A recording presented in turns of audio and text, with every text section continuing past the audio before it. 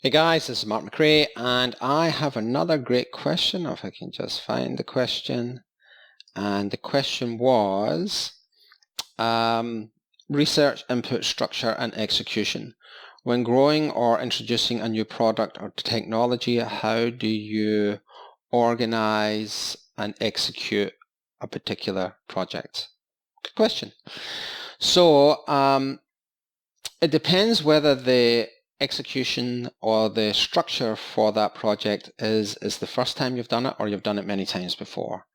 So in our organization, we have done probably 60 different launches. We usually do about, I don't know, somewhere between 4 and 6 or 8 big launches a year. So we have a very mapped out, structured launch process, and that goes something like this normally. If it's a brand new product, we want to research that product as much as we can. So how do we do that? We talk to as many different people as we can. So first of all, we'll look towards the team. Does anybody have any experience in that particular niche or product? No. Then we'll go a level farther out. Does anybody know of anybody who has experience in that product? And that might lead to a conversation. Then we might go to our merchant providers, and they might have other clients who have experience in that particular niche, and then we will ask them if they can do an introduction for us. We'll then go even farther. We might go to our own network. I've even gone to LinkedIn and just cold contacted people on certain niches. But however we do it, we kind of go wide as we can, get as much information as we can, and as many opinions as we can, and then kind of consolidate, form that into this concept. So once we have the concept, we can put the concept of the idea into our launch process that we have. And that launch process generally looks something like, if it's a relaunch of a product, we first of all start with looking at all of the data from the previous launch. What did we do well? What did we do badly? How did the landing page convert, or the upsell, or the downsell, or the order bump, or all of the different parts of that? The abandoned cart. Right now, for some reason, we're not doing very well with abandoned carts.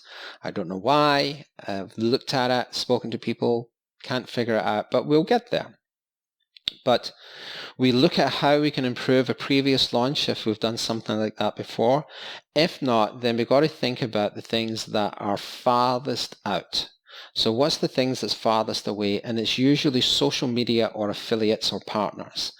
So the thing that needs the most pre-planning, so for example, if you want to do a launch in 2 months or 3 months from now, you really got to start your social media campaigns 2 or 3 months out. If you want your partners to be involved and with what you do, you've got to give them 2 to 3 months notice so that they can organize their calendars, right? So that they can get really on board. So it usually starts with those two things before we move to product development. And then product development depends on whether it's a physical product or a digital product. But either way, it will be around, we've got to come up with a method, a funnel of selling it. So it's either, and this is interesting, that's why I always say trust your own data. If you look at almost anything that's sold nowadays, it's done by a VSL, a video sales letter. But there are some markets where a traditional long-form sales letter will outperform a VSL every time. All right, and it tends to be when it's an older demographic who are brought up reading, right? They don't trust videos. For whatever reason, there are different markets that prefer different things. But let's say it's a VSL, for example. Then you've got to get your writers working on it. So what we do is we do what we call a deal sheet. So they have to go and find out all of the information. They're going to spend a week minimum just researching information about the topic that we intend to launch a product for. And then they have a very structured way of going through that. What's happening in the world today, what's the soft point, hard points, avatars, empathy maps.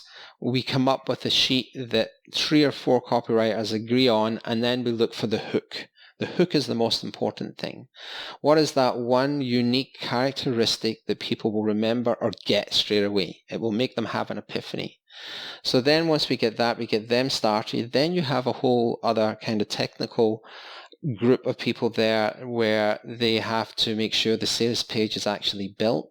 We need, for some of the big launches, we need 2 servers. We need one server that's constantly emulating and backing up the another server, so that if we were hacked or something happened, we wouldn't miss a beat. It would just switch over to the next server. So there's a lot of technical stuff that has to happen. Some technical things need to be made sometimes. Sometimes we need bespoke software. And I like to get so granular in the launch process that I have blocks. We use a Monday board, so it'll be block number 1 is this, block number 2 is this, and so on, so we don't miss any steps. Like, for example, a common thing that we used to make a mistake with was we'd make a sales page and it looked nice, and then we found out that it didn't display on mobile, it wasn't mobile compliant, or it's certain browsers that did weird stuff. So now we have like a 50-point checklist for every sales page. So everything we do, we have checklists and procedures of how we do that to get consistent results. And just looking at the question again, research structure. So that's kind of how we would research something, we would structure it. And the last part of it is, how do you execute it? So execution is, the most important. And it's a strange thing to me that I have, we send over 1 million permission-based emails every week.